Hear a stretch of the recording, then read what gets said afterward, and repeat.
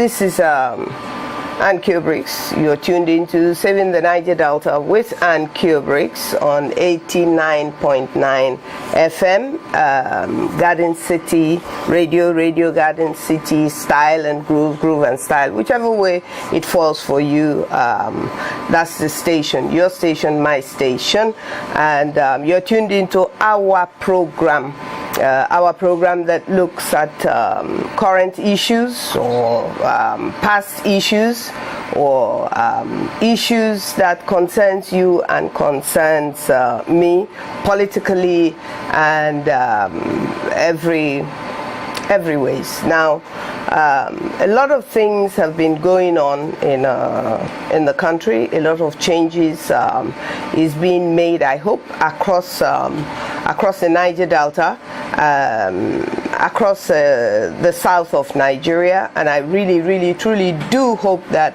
our politicians are beginning to see the light, that our politicians are beginning to see that it is truly not about party politics. I keep saying this.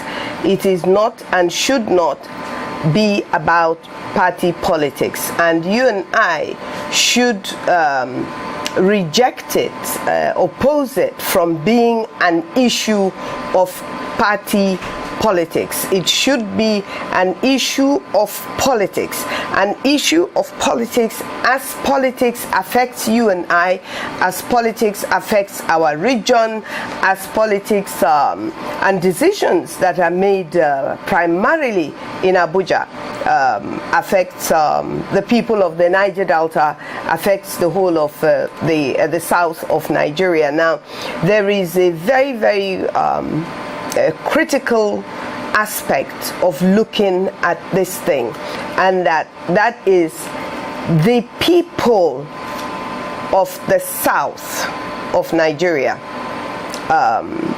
the southeast, the southwest, and the Niger Delta people, or if you prefer south, but I prefer Niger Delta. The Niger Delta people have to really carve out a strategy as quickly as they can, because truthfully the Niger Delta people, and in effect the south of Nigeria, don't have a functioning strategy. What they are working with is party politics strategy, and party politics strategy is not, I repeat, is not in the interest of the Niger Delta people. It is not in the interest of Rivers State. What will be in the interest of Rivers State? What will be in the interest of the Niger Delta? What will be the interest of the south of Nigeria is what you and I decide is in our interest. Now, so many things have evolved since the 29th of May. Prior to that, we have gone through 4 years, and we have seen what has evolved, and we have experienced what has come to pass. And quite honestly, what we have experienced between 2015 and 2019, and after that is before the inauguration, is a manifestation of a strategy that has been put in place by, some people say, political cabal, religious cabal, but it is definitely in the interest, political interest, religious interest, economic interest, domination interest, overtake interest of a certain people. That can no longer be something that we are arguing about. It is something that is real, is a reality for us, and we have to express concern. Not only should we have concern, we should express those concerns, and whatever is not in our favor as a people, we have to be able to rise up against it, speak against it, stand against it, and demand that things are done in our interest. Before I go further and before I forget, I want to also use this opportunity to once again congratulate our governors that have been inaugurated for their inauguration, the people that stood firm,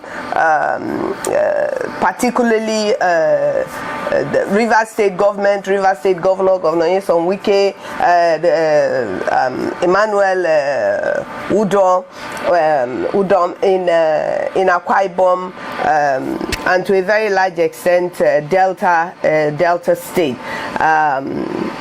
for standing firm to make sure that the will of the people came to pass. Now, having said that, we also expect them, you and I, and particularly the Niger Delta Self-Determination Movement, we expect them to by now have no mistakes or doubts in their minds. America is not going to get up from America and come and fight for the injustice that we are suffering here. No American government will do it. But we call on them because legally they are bound by certain laws of international arrangement to join hands against the injustice that we're suffering here. But they are not going to come and investigate injustice for you. Amnesty is doing its best because it's an NGO, it's a non-governmental thing. The government of America, the ambassador of America, will only come and be talking peace and all those things that they are talking. Owners of the Imo, Abia, why can't they explore for their oil? Not to talk of Rivers State, Bayelsa, Delta, and Akwa Ibom, and offshore. This offshore argument self, I mean, it is offensive because Nigeria is claiming the offshore to itself as a government and as a country.